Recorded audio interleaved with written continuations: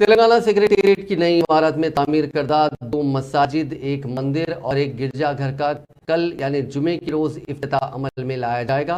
जराये के मुताबिक हुकूमत की जानिब से सेक्रेटेरिएट कॉम्प्लेक्स में दोबारा तामीर करदा मसाजिद, मस्जिद मोतमदी और मस्जिद हाशमी के लिए मैनेजिंग कमेटी तश्कील दी गई है। दोनों मसाजिद का चीफ मिनिस्टर चंद्रशेखर राव के हाथों उलमा और मशाकीन की मौजूदगी में 25 अगस्त को इफ्तिताह अमल में आएगा। सेक्रेटरी महकमे अक़लियती बहबूद हुकूमत तेलंगाना सैयद उमर जलील की जानिब से जारी करदा मेमो नंबर 2457 के मुताबिक दोनों मसाजिद की इंतजामी कमेटी शेख लियाकत हुसैन, सैयद आरिफ, मोहम्मद सज्जाद अली, सभी सरकारी मुलाजमीन हैं और मुख्तलिफ इसमें नाम भी हैं।